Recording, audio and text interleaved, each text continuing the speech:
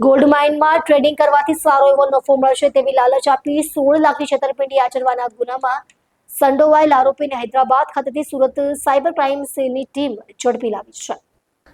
આ અંગે પ્રાપ્ત વિગતો મુજબ ફરિયાદીશ્રીના પિતાને ઠગો દ્વારા ઓનલાઈન ગોલ્ડ માઇન ટ્રેડિંગમાં સારો નફો થશે તેવી લોભામણી વાતો કરવામાં આવી હતી। તેઓને વોટ્સએપ ઉપર બનાવટી વેબસાઇટની લિંક મોકલી આપવામાં આવી હતી, જેમાં રજીસ્ટ્રેશન કરાવી BSGC નામની એપ્લિકેશન ડાઉનલોડ કરાવી તેમાં લોગિન કરાવી અલગ અલગ બેંક એકાઉન્ટોમાં રૂપિયા 16 લાખ ટ્રાન્સફર કરાવી દેવામાં આવ્યા હતા। ઠગો દ્વારા તન્વી શર્માના નામે ફરિયાદીના પિતાને USDT બાય સેલ કરાવવાનું કહેવામાં આવતું હતું અને તેમના વોલેટમાં પ્રોફિટ સાથે USDT બતાવવામાં આવતો હતો। જ્યારે તેમણે રકમ ઉપાડવાની વાત કરી ત્યારે આરોપીએ વિવિધ ચાર્જ નામે વધુ રકમની માંગણી કરી પૈસા ઉપાડી ન લેવા દેતા છેતરપિંડી આચરી હતી।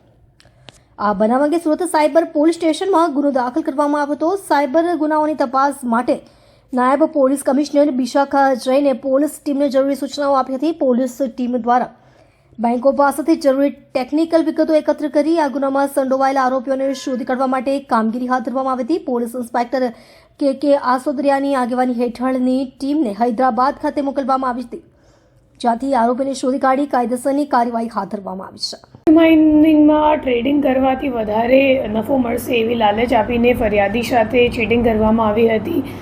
જે મામલાની ફરિયાદ સાયબર સેલ સુરત શહેર ખાતે નોંધવામાં આવેલ હતી, જેમાં 16 લાખની ટોટલ ફ્રોડ ફરિયાદી સાથે થઈ હતી।